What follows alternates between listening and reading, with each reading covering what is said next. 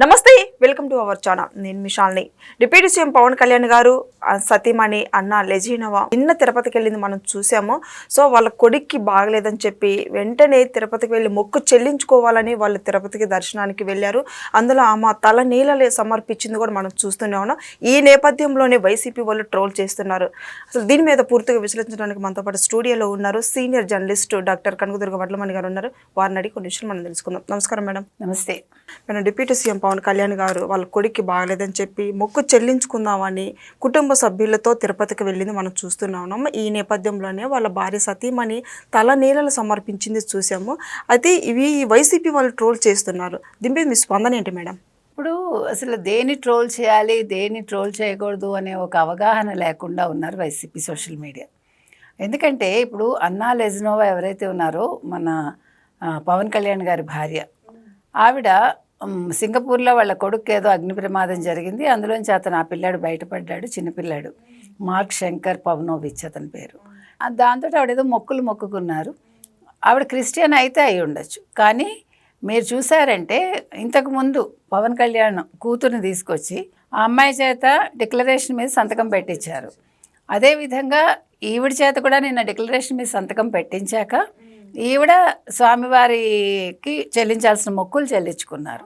అంటే ఇది జగన్మోహన్ రెడ్డికి చెప్పకనే చెప్పడం. అంటే డిక్లరేషన్ అంటే ఏంటి, ఎందుకు ఇవ్వాలి, ఒక నాన్ హిందూ అంటే హిందూయేతరుడు ఎందుకు సంతకం పెట్టాలి, దాన్ని జగన్మోహన్ రెడ్డి ఇవాళ పవన్ కళ్యాణ్ చూసి నేర్చుకోవాలి. అదేవిధంగా పవన్ కళ్యాణ్ సనాతన ధర్మాన్ని పాటిస్తున్నాడు కాబట్టి వీళ్ళందరూ కూడా దాని మీద కూడా చాలా ట్రోల్స్ చేశారు. సనాతన ధర్మం ఏంటి, అదేంటి, ఇదేంటని. ఇప్పుడు సనాతన ధర్మం ఏంటి అనే చర్చ సనాతన ధర్మం అంటే ఏంటి అనే చర్చ కంటే ముందు అసలు అతను నమ్మిన సిద్ధాంతాన్ని అమలు చేశాడా లేదా. ఇప్పుడు సనాతన ధర్మం అంటే ఏంటి, ఆది నుంచి వస్తున్న ఒక ధర్మాన్ని పాటించటం. అంటే మనం పక్క వాళ్ళకి నీతులు చెప్పే ముందు మనం ఆచరించి చూపించటం.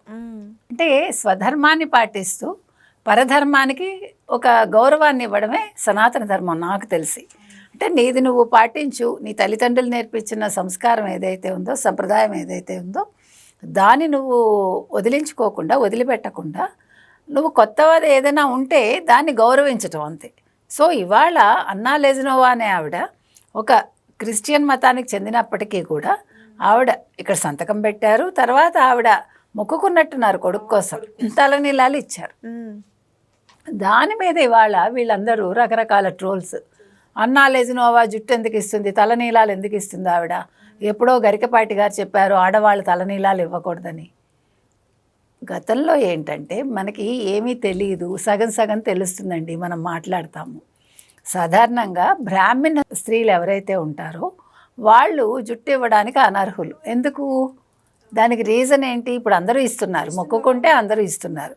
సాధారణంగా బ్రాహ్మణేతరులు ఇచ్చేవాళ్ళు ఇదివరకు. అప్పుడు బ్రాహ్మిన్స్ ఎందుకు ఇచ్చేవాళ్ళు కాదంటే గతంలో ఒక మూఢాచారం ఉండేది. భర్త పోయాక చిన్న పిల్లైనా సరే, 10 ఏళ్ల పిల్లైనా, 8 ఏళ్ల పిల్లైనా, 12 ఏళ్ల పిల్లైనా జుట్టు తీసేసేవాళ్ళు. భర్త పోయాక వితంతువు అంటే జుట్టు తీసేయాలని, అదే అప్పుడు సంప్రదాయం. దాన్ని దాటుకుని కందుకూరి వీరేశలింగం గారి ఇవాళ జన్మదినం అనుకుంటా అయింది, ఈరోజు మనం ప్రస్తావించుకుంటున్నాం. చాలా సంతోషం, ఎందుకంటే ఆయన వితంతు పునర్వివాహానికి ఆద్యుడైన. అటువంటి కందుకూరి గారు లాంటి వాళ్ళు ఈ వితంతువులకి ఒక పునర్వివాహం చేయాలి అని కంకణం కట్టుకుని ఆయన ఎంతోమందికి వివాహాలు చేశారు, చిన్న చిన్న పిల్లలు ఏంటి వితంతువులు అయిన వాళ్ళకి. సో ఆ ఉద్దేశంతో చెప్పు ఉండొచ్చు జుట్టు ఇవ్వకూడదు అని. కానీ ఇప్పుడు బ్రాహ్మణ స్త్రీలు కూడా అసలు జుట్టే కట్ చేసుకోకూడదు అలా అనుకుంటే మన రకరకాల ఫ్యాషన్స్ చేసుకుంటున్నాం కదండి. అవును, ఇప్పుడు ఫ్యాషను లేకపోతే సంప్రదాయం అనేది కాలానుగుణంగా మారుతుంది.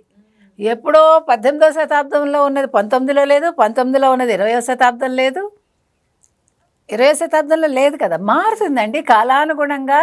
మనం ఒక చిన్న విషయం అండి, ఒకప్పుడు పరాయి మొగాడు స్కూటర్ కాదు కదా, పరాయి మొగాడితో మాట్లాడటమే తప్పు.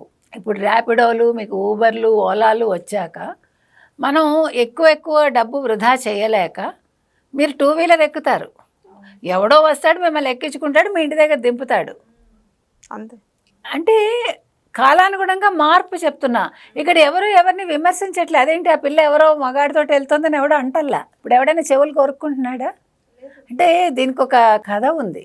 ఒక గురువు గారు నదిని దాటడానికి వెళ్తాడు శిష్యుడితోటి. అక్కడ ఒక స్త్రీమూర్తి ఉంటుంది, అంటే ఒక యవ్వన స్త్రీ అనమాట, యంగ్ లేడీ. సో ఆవిడ దాటడానికి భయపడితే గురువుగారు ఆవిడని ఇలా చేతులతో ఎత్తుకుని నది దాటించి అక్కడ దింపేసి వెళ్ళిపోతారు.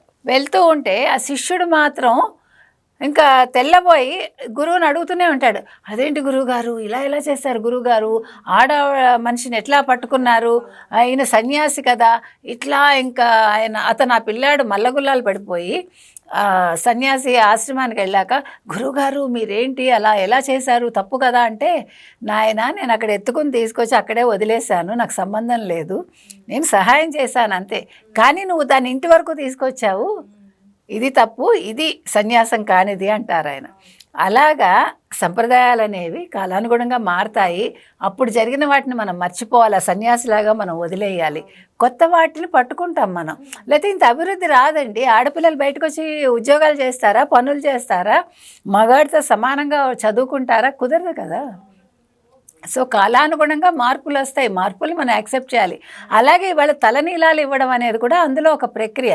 అది ఇప్పుడు ఆడవాళ్ళకి చాలా ఇష్టమైంది ఏంటండి, జుట్టుని ఎప్పుడు ఇస్తాం మనం అంటే, జుట్టు కంటే మనకి ఎక్కువ ప్రీతిపాత్రమైన వ్యక్తుల కోసమో ఒక అంశం కోసమో మనం మన జుట్టుని ఇస్తున్నామంటే, అప్పుడు నిన్ను నువ్వు సమర్పించుకుంటున్నట్టు. నీకు ఎంతో ఇష్టమైన దాన్ని మీరు వెంకటేశ్వర స్వామికి ఇష్టమైన, ఆయనకు తలనీలాలు ఇష్టం కాబట్టి ఆయనకు సమర్పిస్తున్నాం మనం. సో దాన్ని మీరు అపవిత్రంగా భావించి, లేకపోతే అదేదో సంప్రదాయం కాదని మీరు మాట్లాడటం ఏంటి, అది కూడా అసలు వైసీపీ వాళ్ళు మాట్లాడటం ఏంటి. ముందు అసలు మీ జగన్మోహన్ రెడ్డి గారికి అక్కడ తిరుమలకి వెళ్ళి సంతకం పెట్టడం చెప్పండి, డిక్లరేషన్ ఇవ్వాలని. అసలు ఆయన ఏదో సనాతన ధర్మాన్ని, హిందూ ధర్మాన్ని ఆయన పరిరక్షించాడని ఈ మధ్యన తెగ చెప్పుకుంటున్నారు. ఆయన పరిరక్షించిన సనాతన ధర్మం ఏంటో వాళ్ళని చెప్పమనండి. కాబట్టి ఇవాళ అన్నా లెజినోవా గారు తలనీలాలు ఇచ్చారు, సుప్రభాత సేవకు హాజరయ్యారు, తీర్థప్రసాదాలు పుచ్చుకున్నారు. ఆవిడ ఎక్కడ ఎలా ఉండాలో అలాగే ఉంటున్నారు. చక్కగా చీర కట్టుకుని ఆవిడ వచ్చారు. మీరు వెర్రివాగుళ్ళు వాగక్కర్లా. ఎందుకు చెప్తున్నామంటే బియర్ రోమన్ ఇన్ రోమ్ అన్నారు, ఆ రకంగా ఆవిడ ఉన్నారు. తర్వాత ఆవిడ అన్న వితరణ చేశారు. ఆ పిల్లాడి పేరున 17 లక్షలు ఆ పిల్లాడి చేత కట్టించి వెంగమాంబ అన్న ప్రసాదానికి ఆ పిల్లాడి చేత అన్నదానం చేయించారు.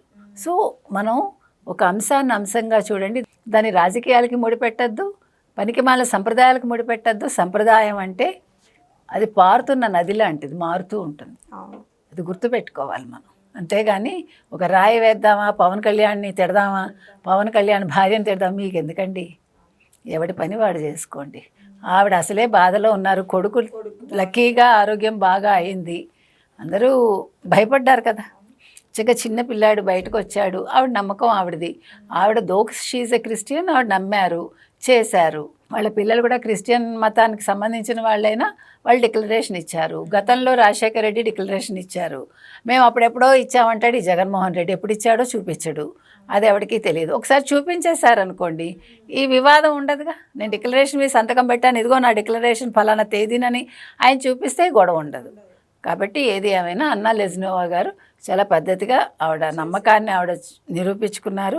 ఆవిడకి ఇష్టమైంది ఆవిడ చేశారు. ఆవిడ క్రిస్టియన్ అయితే ఏంటి, ఆవిడ హిందూ సంప్రదాయాన్ని పాటించారు. దాన్ని అందరూ హర్షించండి అంతే. Thank you madam. Thank you.